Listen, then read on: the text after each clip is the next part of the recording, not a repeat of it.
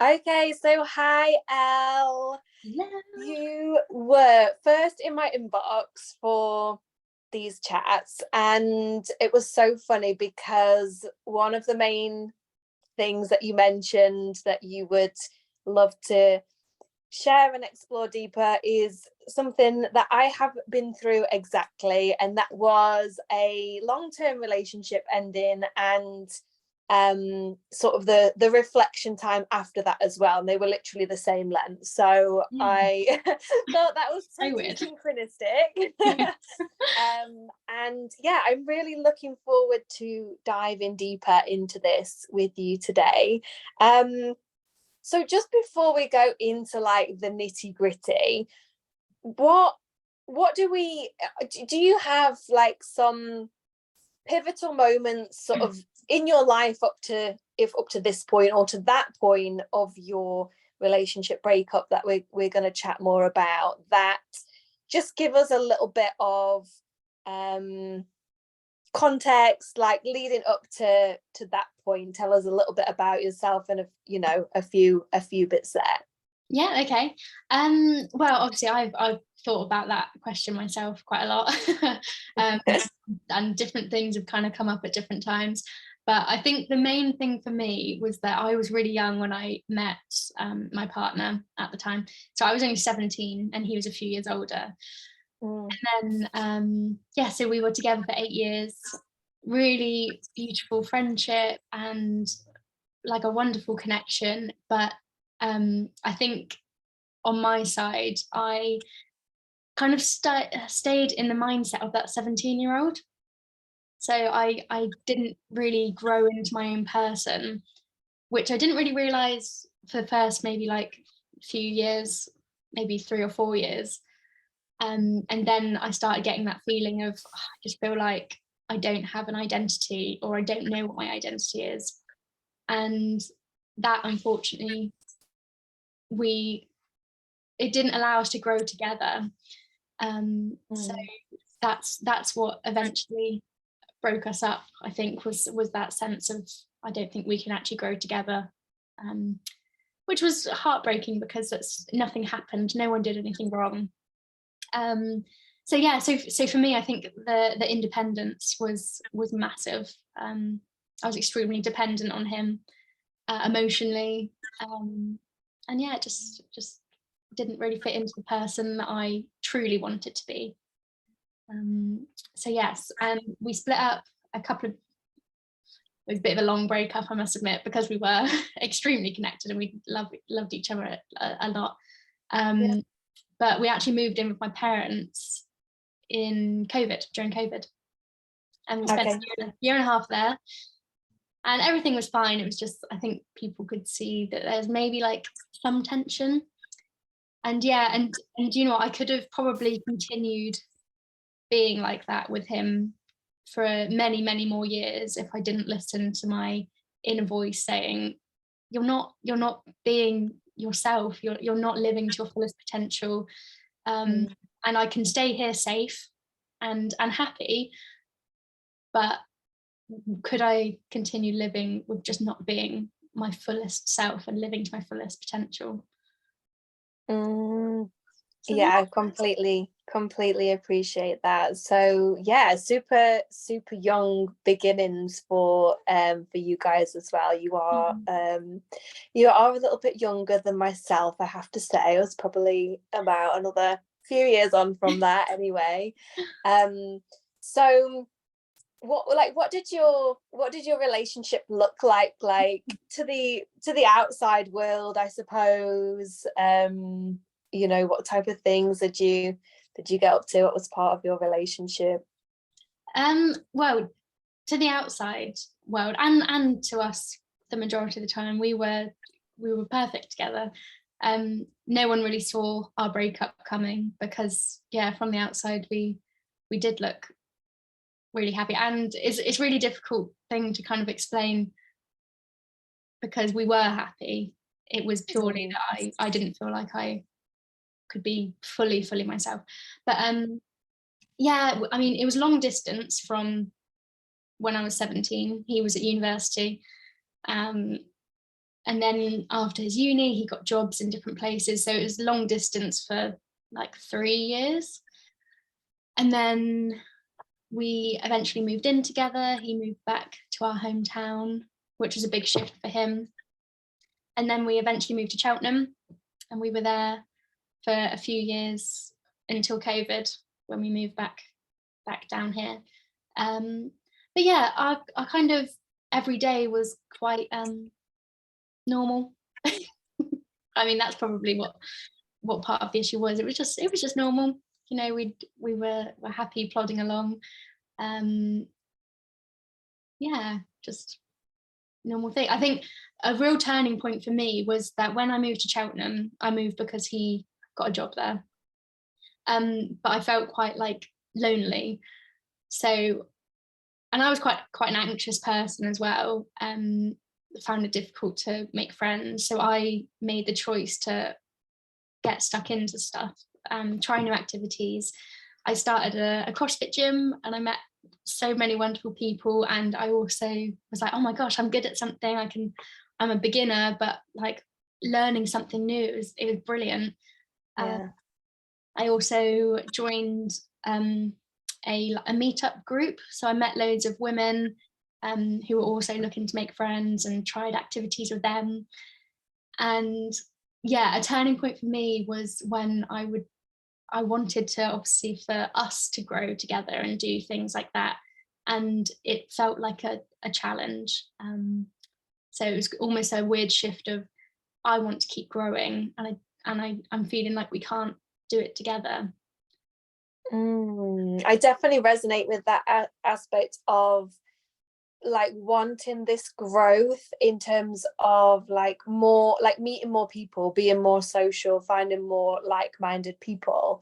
And me and my partner were we'd sort of got together in a workplace environment, and then actually grown quite a bit together from first being together. We quit our jobs to travel like 5 years ago. So we started the sort of self-development journey together, really. He was actually the one that was kind of drip feeding me with like, oh, law of attraction this, and what about your thoughts create your reality, and all this kind of thing.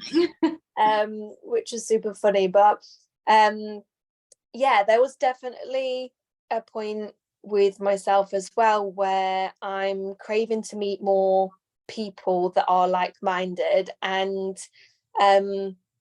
similarly, yeah, would have enjoyed doing that together. And I thought we actually traveled a lot together, so everyone's like, oh, you'll meet so many people when you're traveling, but because of the way that we were traveling, we were sort of like, oh, it's cheaper to not have to stay in a hostel, so let's just get hotels. And like, I found it so much harder just to start chatting to people or something, because when you're in the group, it's just like a comfort zone thing. So there was definitely that craving for me of meeting more like-minded people, which I kind of like yourself went on to do, just more on an individual basis, because that was something that I needed for my growth as well.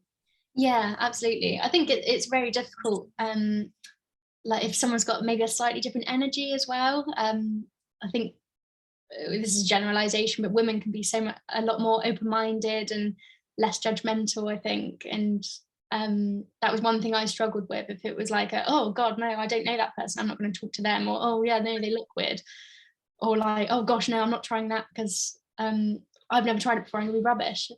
And yeah, it's almost like a bit of a childlike whim, isn't it? And I was like, oh, I really want to hold on to that, and I want to encourage that feeling rather than dull it down, which is what I started feeling like was happening.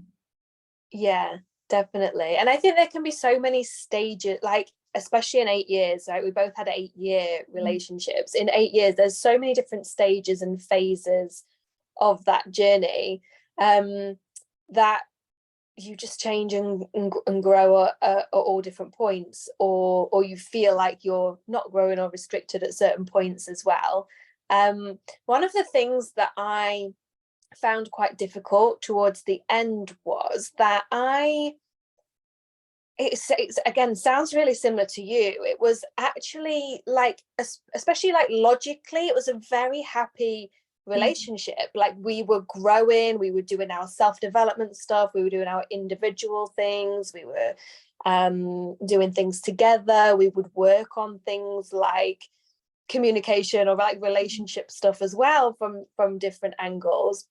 But one of the things one of the things that I noticed was that, like, I didn't see any other relationships around me that I wanted more either. It was like, it's not that I want something that I see that all my friends have got, or like, because we're doing so much cool stuff. We're like traveling the world. Went around Southeast Asia and then lived for a year in Cyprus during the pandemic, and like we're doing all this cool stuff. So it was sometimes it's like that realization of, oh, I can see something that I want more or want different, and I sort of didn't have that benchmark. So it was really that feeling within, like you're saying, kind of the intuition nudge. Like, tell me a bit about what that was like for you, like what was going on inside, and when did you notice that first crop up? Yeah, I mean, that's a really tough one, because I think it started quite early and I ignored it because I didn't really understand what it was. Again, I think it's really tough as well when you have got this relationship that looks perfect and there's nothing wrong, like it's two wonderful people together, but yeah, just something wasn't quite right. And yeah, when you've got people telling you, oh no, yeah, you guys are great together, you're meant to be, oh, he thinks the world of you, you can see that you love each other, and you've got that feeling inside like, oh, we do, but something's not right. Just It's really, something. yeah, and it's really hard to kind of listen to that voice when everyone around you is telling you how lucky you are and how perfect everything is. So yeah, it's a really tough one. But I must admit, it's maybe slightly different to how you said. I remember it got to maybe like the 5-year mark, and we didn't really do too much in our relationship. Obviously, it was long distance for a few years. But I think in those 8 years, we went on two family holidays, so of all of my family, and we went on one holiday together, and we didn't really do much else. We weren't a super social couple. And I was starting to look around. I was like, oh, okay, well, people are getting engaged and people are having children, and I wasn't too bothered about that, but I was missing those gestures of commitment, I think, and like making plans together and actually putting in effort to be like, oh, this is what we're going to do in the future. I started to realize that was missing, and other people did as well, but I became a bit of a butt of the joke. And people would say like, oh yeah, oh maybe he'll do it this time, maybe he'll do it that time. I'm like, oh, and he even used to make jokes like, oh, well, maybe I'll propose if you're a bit of a better girlfriend, which I knew wasn't malicious, but obviously it kind of started cutting when it was repetitive. Yeah. So yeah, I think that kind of started to take its toll. But again, it was like that gut feeling. It was just like, oh, something isn't right, but it's really difficult to trust that when everything else seems to be going like there's nothing potentially wrong. Like, I think as women as well, this might be a controversial view, but there's a bit of a generational idea that if you find someone that loves you, you should be happy with that. And you shouldn't need to want for more. Like, what more could you possibly want? Someone loves you, and I got told a lot, oh, but you won't find another man that's nice to you like he is and who looks after you like he does. And I think that's a really tough message to kind of think about when you're trying to trust your gut, but you've got people saying that you might not ever find better. there's Yeah. social expectation or pressure around that. No, definitely. I actually remember having a similar like conversation with my partner, and we ended like really quite consciously in the end, because I had got better at communicating my emotions, and I sort of talked more about, oh, I'm unsure about this. It wasn't like total shock at the end. But there was a point I remember, and he said something to me like, I don't want you to do this sort of thinking that the grass is greener. And yeah, that is a difficult one to be faced with, because like I said, like I'm looking at all the relationships of the people I know around me. I can't see anything better than what I've got right now. I've done a lot of self-development work and spirituality work, and I trust that there is something that can meet my needs more, but logically it doesn't make that much sense to let go of something before like that's going well, like what you said. Yeah, it's a really, really tough one, because it is, you want to trust your gut because you know that your body and your mind are telling you that something's not quite right, but it's really challenging to do that when, like, 'cause societal norms are kind of pushing back at you, like, what more could you want? And you're like, I don't know what I want, but there's something. There's something. Yeah, you're like, no, just the next thing to tick off is the engagement, like carry on your way. Yeah, exactly. And yeah, it's really tough, and I mean I still think about it quite a lot now, just in terms of, like, say, like, I don't know exactly what is next for me, and whether the marriage and babies is something that I ever want or not.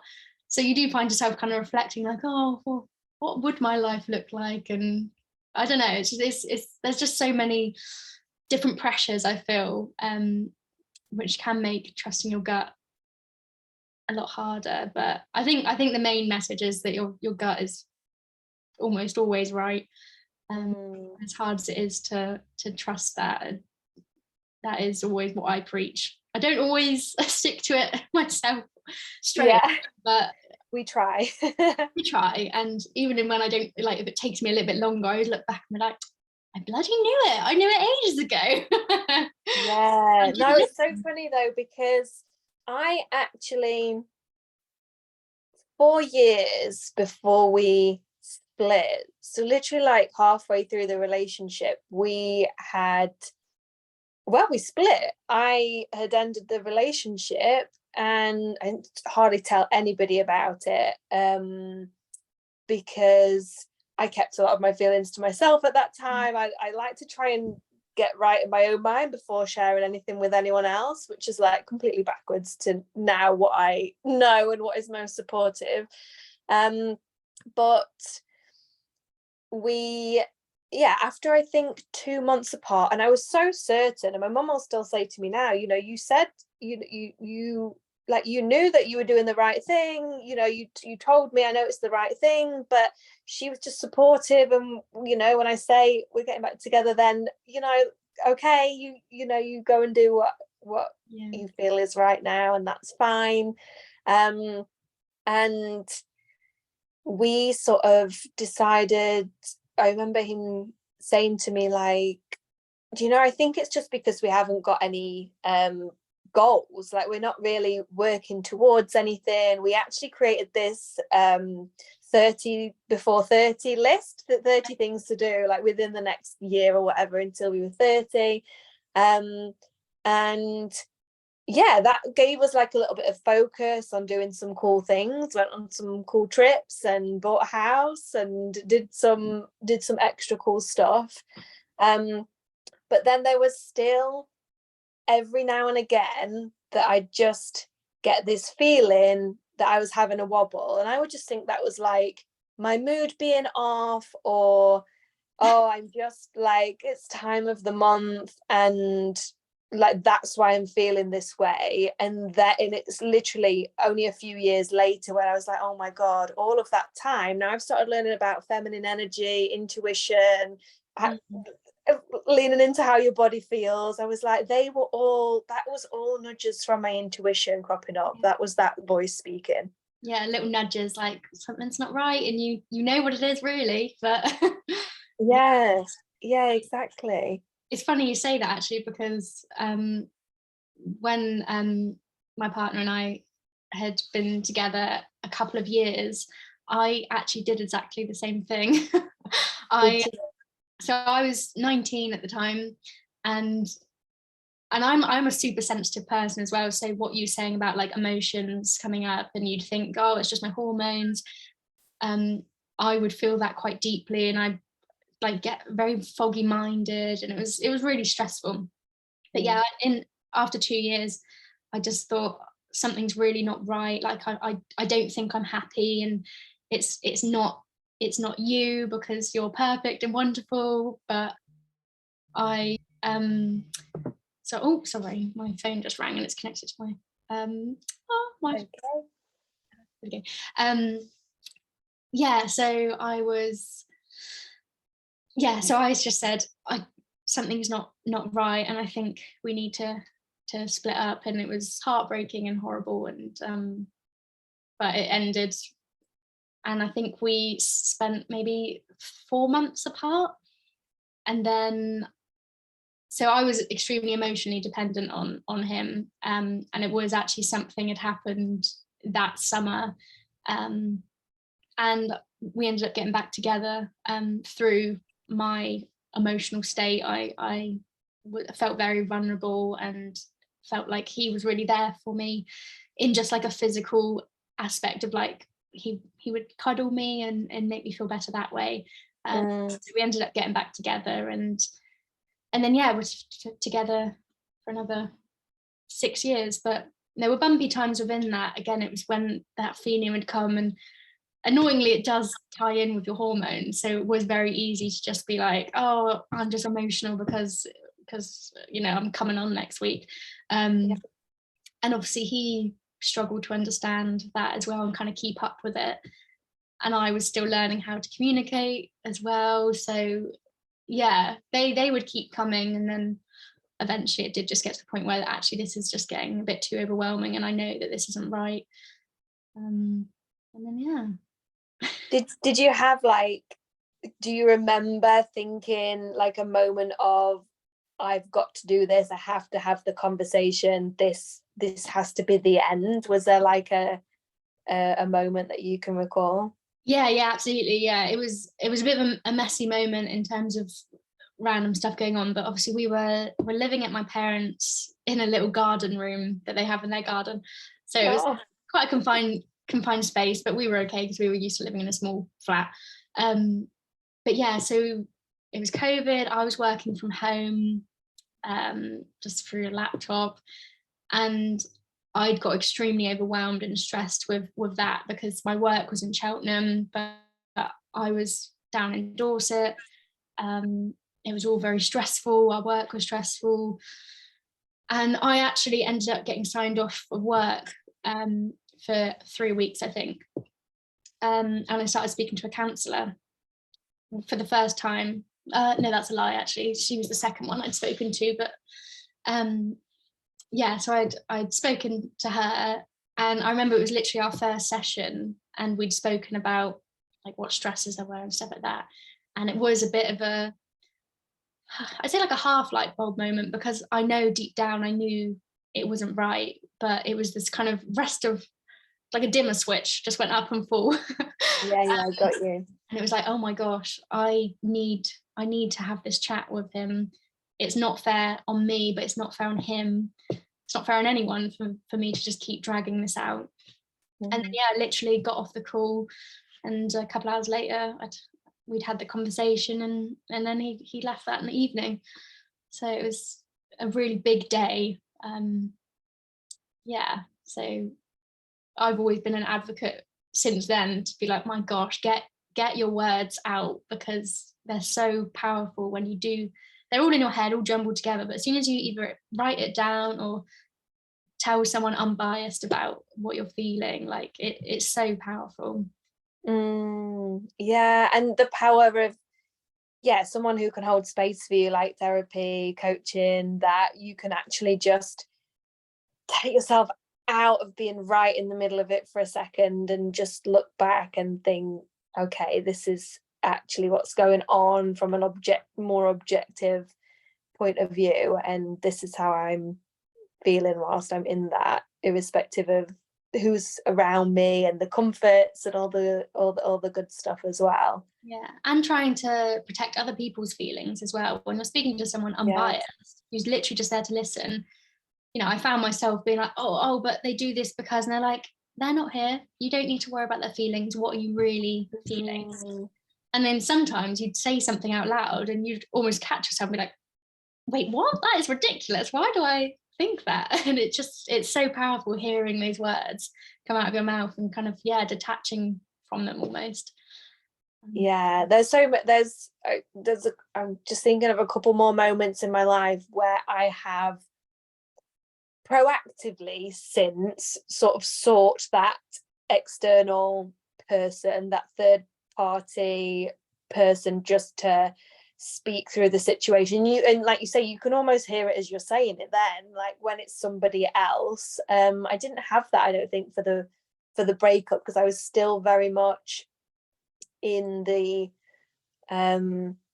it was just us that lived together in Cyprus during the pandemic, and I was opening up more with him, but not necessarily with other people about feelings at that point. But yeah, it just makes you think, like, how much earlier would I have recognized this if I'd started to speak to my friends and like notice the things that are, or just the things that feel right and wrong or natural and not working out for you, and having that sort of sounding board. And I know one thing that you mentioned in your story was, once the breakup had happened, that you did feel really lost. So, like, talk me through that time. Yeah, well, as I said before, because I was so dependent on him. He was my rock and he was my best friend, and he was the first person that I'd ever felt like I could be myself with. It was this newfound, like, oh my gosh, I'm on my own properly for the first time since I was 17. And it really was like, it was just like finding myself again. Like I'd never lived on my own or anything like that. Obviously 17, I was with my parents and then went straight into living with him. So yeah, it was terrifying, but it was also, I know that there were moments of like, oh my gosh, yeah, I'm doing it, I'm absolutely bossing it. But yeah, a lot of it was like, oh my gosh, I'm terrified. Like, I've got to do this on my own, got to do that of my own. And just before we split up, we were actually looking at places to buy together. So I ended up buying a place on my own, which was absolutely amazing, because I ripped up all the carpets, I painted all the walls and everything. Girl power. Yeah, exactly. And female. yeah. So that was incredible. But yeah, there was a big part of me that still felt lost, and I must admit it took a very long time for him and I to properly detach from one another, because we live in a small town, and we were both kind of in this new territory. So it took me a bit longer, I feel, to find my full independence, because we were still quite attached. But yeah, getting my own place and spending time on my own was uncomfortable, but also quite blissful in those moments where you caught yourself like, oh my god, I'm doing it, I'm being an adult on my own. It even took me, so I was obviously decorating my place, and I think it took me a good few weeks to even stay here the first time. And I think it was my stepmom, she was actually like, they needed to use the garden room for storage, and she said to me, she's like, so when are you moving into your place.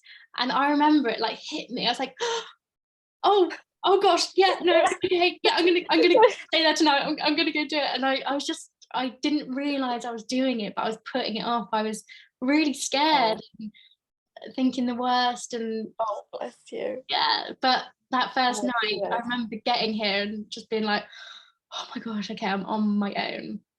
But I slept really well. I woke up, made myself a cup of tea, and I was like, that was okay. I did it. Oh gosh, I'm so with you for that time. Like, I could imagine just how daunting that would be. Yeah, they were, again, similarities and differences in our journeys, but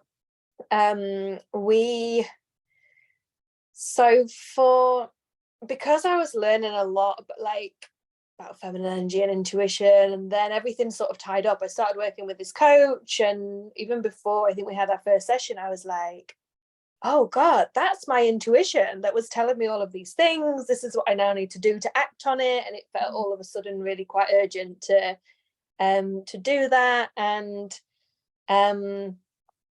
I'd started some of the like self stuff, or the self-love stuff, because I know you are a self-love coach, and I also went through I call myself a freedom coach now, but I went through a time of being of self-love coaching. My sort of self-love journey, I did start to do things whilst we were still together before we'd split in Cyprus, and go out and have a day by myself. And I remember that sort of thrilling freedom of, I'm just going to take the car out for the day, and I don't know which way I'm going to turn on this road. And it's crazy. I'm like, oh my gosh.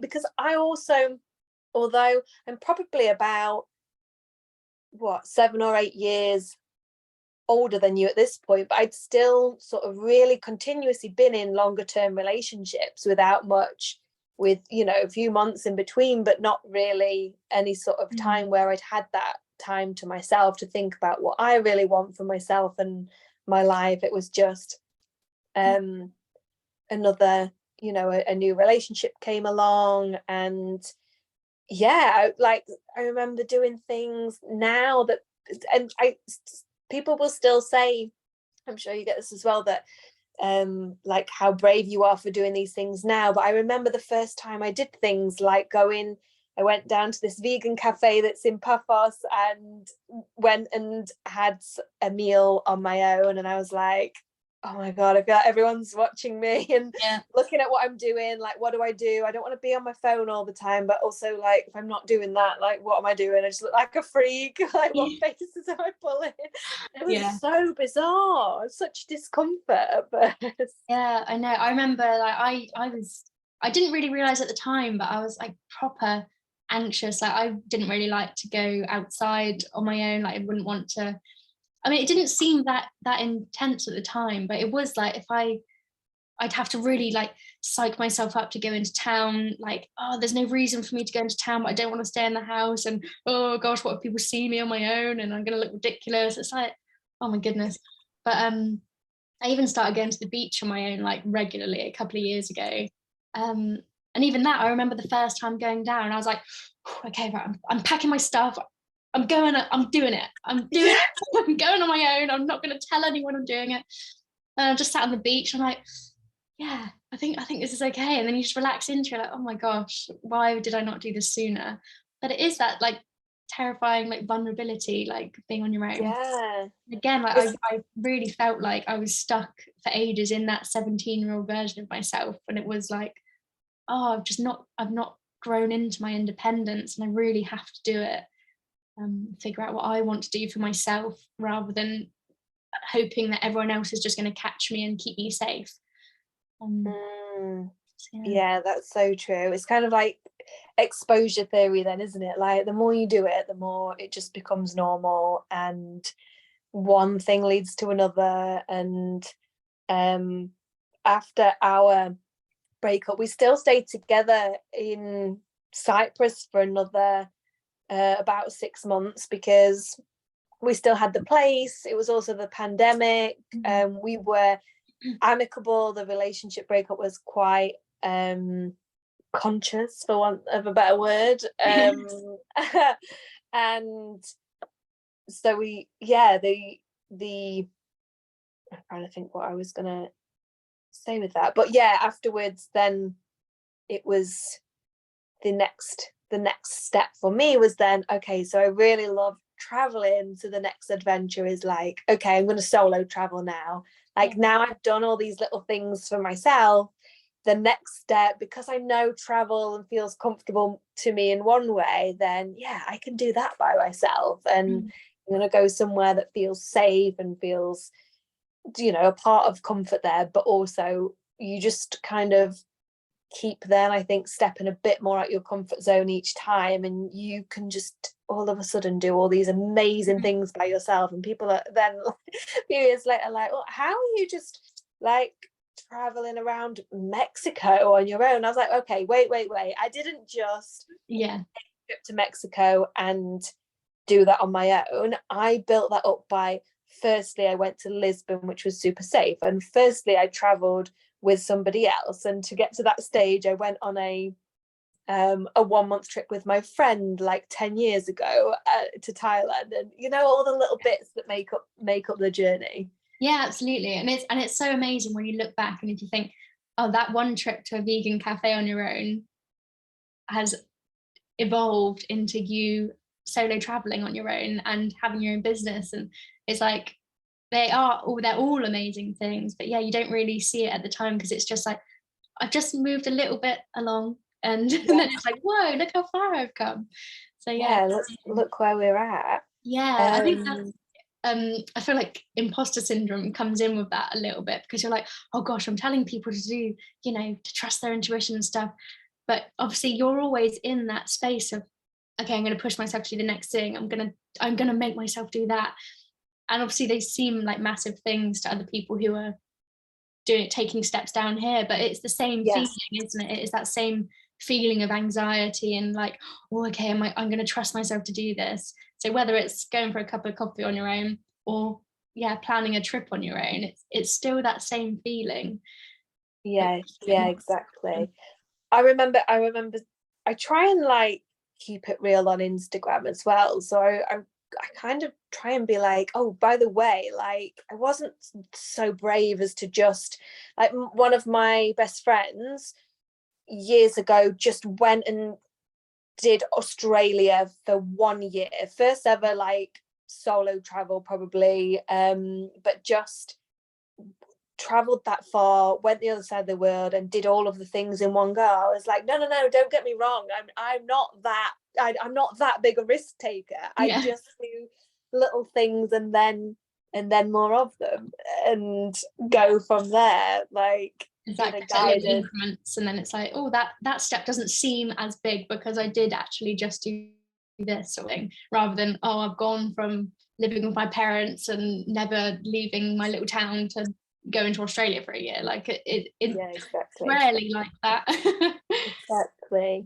So what would you say are the main things that you learn from the whole experience, for like give me a top 2 or a top 3 from, you know, throughout the breakup, moving through then with the loss of that, and then moving into sort of finding your own feet as an independent woman. Like, what's the best parts of that, like, to come out for you in terms of growth? I think I certainly learned that, like, dependence on people, you have to be really careful of that, and make sure that you're obviously in relationship, there's compromise, and you need to meet people halfway. If you want them in your life, you have to give the energy that you want to get back, but certainly being cautious of, okay, if I really think about this, like, is this, I'm trying to think of how to word it, but like, is this aligned with me? Am I doing something that, although it might be in order to connect with someone, does it feel right? So yeah, I mean, that intuition, making sure that you're being true to yourself is a really big thing. What was another one I was literally about to say? I think another one actually, with which you can probably relate to, is that things can come to an end without anyone being in the wrong. I think that's a really big thing, because there can be quite a lot of guilt with making a decision to end it with someone when they are a wonderful person and you would be lucky to be with them, but they're just not, the timing isn't right, or that you just don't gel how you need to. So yeah, I think that's a big one, because a lot of the time I did get that, oh, but they're perfect, like how you're not going to find better, sort of thing. And it's just like, someone doesn't have to be a bad person for it not to be right. And I think that's a really important thing for people to know, because you don't always get told that. And yeah. Yeah, I really had to move through the guilt as well. That was a big part of the after journey, I think, for me too. Yeah. So, yeah, it's really tough. And obviously when someone is a wonderful person, you do, like I say, I find myself kind of looking back like, oh, I'm sure they're going to go on to have a wonderful life. Whoever they end up with is going to be such a lucky person. That person's not going to be me. But I have to trust that, no, I know that my intuition said something wasn't right. And I know that it's all going to work out fine for me. My intentions are good. Like, whatever is meant for me is going to find its way. That's another really big thing that I constantly tell myself, that, whatever is meant for me will find its way to me. I just need to keep making sure that I'm being true to myself, have good intentions. You can't go wrong if you've got good intentions, really. It will come back to you. So those are several. yeah, amazing. I'm sure we could keep going on and on, because all of these things do give us so much in terms of growth, once we've managed to get through that discomfort and the heartbreak and all of the stuff that comes up with that journey. So I've just got one final question for you, and I do thank you so much already for how deep we've got into this and how much we've shared so far. It's also been like therapy for me, just to relive and still process different bits of these journeys as well. So is there something that's like, because you're working as a coach now, you're a confidence and self-love coach, and as coaches, I really just want to remind people that we're human too. We go through stuff too. We benefit from having coaches and therapists and all the support networks and things as well. So I'd love for you to share, if you can think of something that is super present for you, maybe it's a little bit vulnerable, that you're currently working on about yourself, that isn't fixed and isn't healed, but maybe it's something you're sort of just digging a bit deeper on, a little bit curious about in your self-growth journey right now. Yeah, I mean, there's probably still several things. I think we are all constant works in progress. But I think the main thing is being aware of it, isn't it? It's being like, okay, I know that there's stuff that I'm still working through, but that's okay. I'm going to be kind to myself and just try and reflect.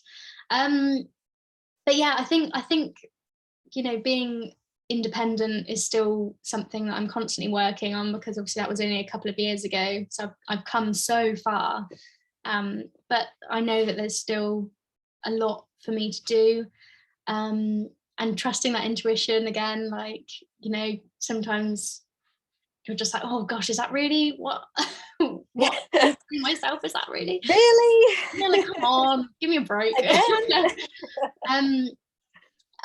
But yeah, there's probably several things. I'm trying to think of one that's appropriate to say. But yeah, I'm trying to think of a good one. I think one really important thing that, again, is a continual work in progress, but being aware of how other people's energy affects you. And that can be really difficult when you suddenly realize, oh, I need to keep my distance from someone, and it might be someone you love, like family, friends, but you do really absorb people's energy. If I'm being super vulnerable, like I have a particular relationship with my mum. Love her to pieces, obviously, but we've got some underlying issues there that we're unable to communicate because we're very different. And yeah, I've had to kind of protect myself from that energy over the last few months. It might even be longer if I really think about it, which is really tough when it's your mum. But yeah, I think one thing I just really have to focus on is actually I'm being drained. My energy is being drained by certain situations, and I'm not willing to put the cost of my energy on that, because I know that once my energy drains, I'm not helpful to myself, but I'm not helpful to anyone else either. So yeah, that's a tough one, but you got to try to be strong and know that you're doing it for a good reason. And then yeah, if the time comes, I know that there's a conversation there to be had, but the timing isn't quite right for that. But yeah. Thank you so much for being so vulnerable with that. It's something that's also quite present for me as well, because I this year I've spent the most time back in the UK than I have in the last 5 years, and I'm living with my mom, and I just noticed that you change, don't you, and you grow, and I'm coming back to like my childhood village, so there's all of these like triggers, and I sort of, when I've been away traveling, I feel so expansive and I'm growing, and then I would notice coming back and I'd feel like, oh gosh, think nothing's changed here, or people are so negative, or you know, these relationships don't feel great, or these conversations are difficult to have. Now I'm such a super open and expressive person and can share my emotions, like go me, but can everyone have that capacity to share with you or hear you or comfort you or whatever you need? So yeah, a lot of similar things and navigating that at the moment as well, and yeah, taking a little bit more time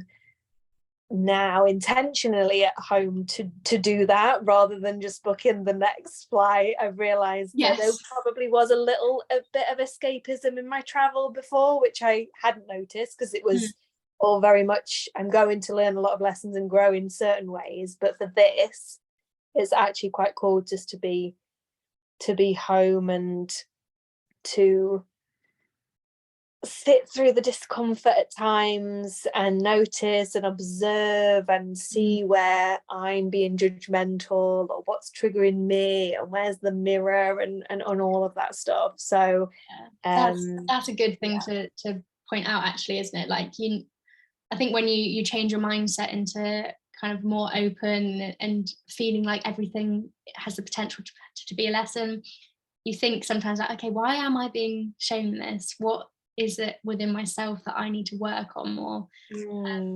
And I mean, I have also found that there's certain things repeating themselves that I've been through before, and I'm like, okay, right, there's a lesson that I've not quite learned yet. But it's really, I love that mindset though, because it's like being comfortable with that discomfort, knowing, okay, well, something really good's going to come out of this. It feels a bit crap at the minute, but I'm really confident that something I'm going to learn and grow from this. That is one thing at the minute I'm finding, because obviously I'm very new to the coaching. I'm literally just started up. So I'm kind of putting the feelers out for getting in touch with like-minded people, which is why it's great to connect with you. But even just finding people that see the world the way you do can be quite a challenging thing sometimes, especially like you say, coming back to a small town, and you find people have judgments that you don't quite understand anymore, and it can be really difficult to connect with people, and you're like, I I don't really connect with how you see the world anymore. That's a really difficult thing. Like even just like looking out in nature, you find yourself really taking it in and getting excited by things. And if you're surrounded by people that don't get that, it can be quite challenging. You found Yeah. that before? Yeah, no, 100%. And what I noticed I would do unintentionally was when I did come back home.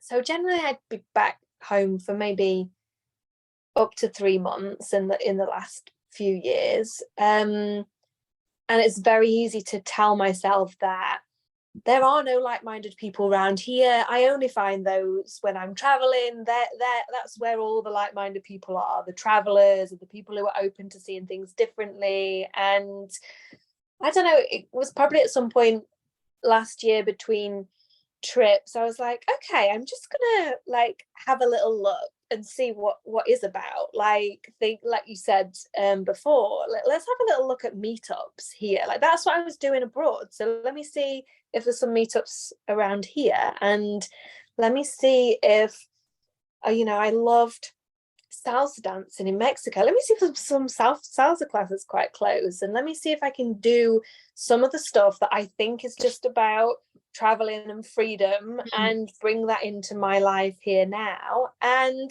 there's so many things available out there within half an hour of where I live, even though it's a small village in Yorkshire. And yeah, it's easy just to go, yeah, no, there's definitely going to be no like-minded people, because you also see the contrast.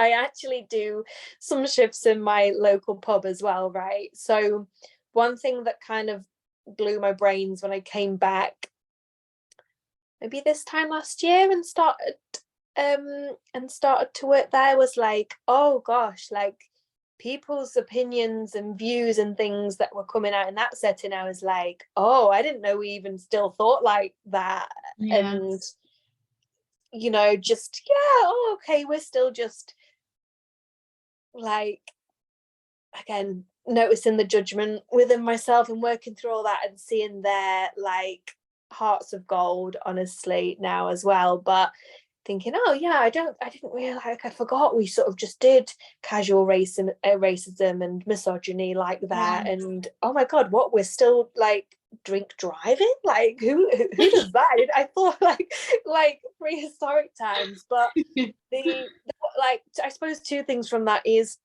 there are still good in people, even though everybody has different views and experiences, and there are still ways to connect with people on a deeper level who hold different beliefs to you. That's why I more like to call it like souled people than like-minded, because I quite like it when, I suppose I've come to value that I don't need to just be around people that agree with me on everything. Yeah. I mean, there's a real beautiful thing with that, isn't it? It's like I love hearing different people's views, because I've never had any particularly strong views before until the last couple of years. I mean, my strong view is just like positivity and open-mindedness, so that's still not super strong. Go with the flow. Super strong on that. Yeah. But yeah, just like listening to other people's views. But it's that space, isn't it, where there doesn't need to be an agreement or a disagreement. It's just, oh, I'm listening to you and I'm hearing you, and that's made me think a certain way, or it's made me feel something. And that is just such a beautiful space that I'm almost like addicted to. I'm like, oh gosh, I need to get more of that. So yeah, that's something I'm really excited with.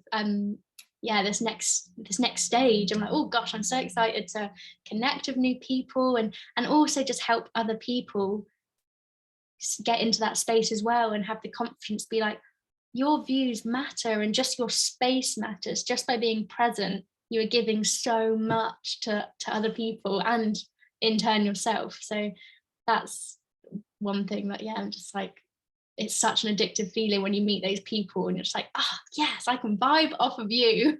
Yes, I get it. I'm literally feeling it right now. This whole conversation. So thank you so much for showing up, being vulnerable and honest and open, and sharing things with me that have also helped me to reflect and let a spark within me. And I'm sure we're going to have more conversations in the future, but thank you so much for being part of this one.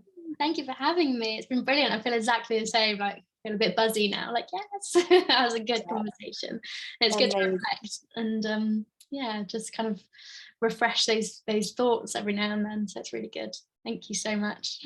Amazing, and best of luck with your coaching and everything moving forwards. Thank you as well. Take care. Thank you so much. Thanks.